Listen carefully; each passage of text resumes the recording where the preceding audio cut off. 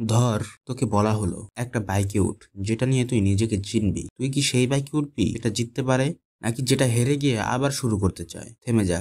প্রশ্নটা খালি বাইক না, এটা জীবনের ফর্মুলা। শো একটা নাম না, একটা ছোটবেলা যে ছুটতে জানে কিন্তু প্ল্যান জানে না, যার মাথায় শুধু একটাই কথা, আবার শুরু করব। আর ইম্পেরিয়াল এক্স, সে একদম ঠিকঠাক। একটা ভুল হলে সে থেমে যায় না, সে নিজেকে আপডেট করে। তার রেস এন্ডিং নয়, এটা একটা কাঠামো।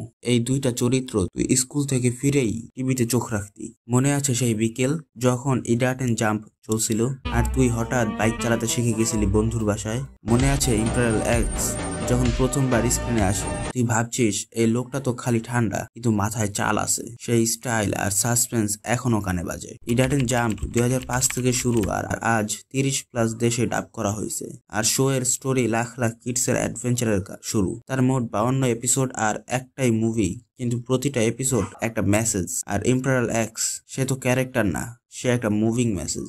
জিততে হলে ঠান্ডা মাথায় আগাতে হয়। শো তো মাঝে মাঝে এমন ঝুঁকি নেয়, দেখে মনে হয় ভাই তুই জিততে চাস না মরতে চাস। আর এক্স, শো কি করতেছে আমি দেখি, তারপর হালকা বুস্ট মেরে প্রথম হই। এমন স্ট্র্যাটেজি যেন কার্টুন না, প্রেজেন্টেশন দিতেছে ইম্পেরিয়াল এক্স। শো শেখায় হারা মানেই শেষ না, তুই যদি ঠিকভাবে চালাতে জানিস রাস্তা নিজেই খুলে যাবে। আর এক্স শেখায় রেগে দৌড়ে না, প্রতিটা টার্ন বুঝে নিস, তাহলেই গতি ঠিক থাকবে। তুই কি চাস, আবেগের গতি নাকি পরিকল্পনার নিয়ন্ত্রণ? তোর জীবনের বাইক কি বলছে? শো এর মতো তুই ছুটবি নাকি এক্স এর মতো দারুণ প্ল্যান করে জিতবি? কমেন্টে বল, টিম শো না টিম এক্স। আর সাবস্ক্রাইব কর, কারণ পরের ভিডিওতে শো আর এক্স এর বাইকের পেছনে এমন কিছু গল্প আছে যেটা তুই জানলি না, বুঝবিও না যদি না দেখিস। জীবনে বাইক থাকুক না থাকুক, এই দুইটা ক্যারেক্টার তোর ভেতরেই আছে। তুই কি দেখবি কে জিতলো, নাকি তুই নিজেই নিজের রেস চালাবি?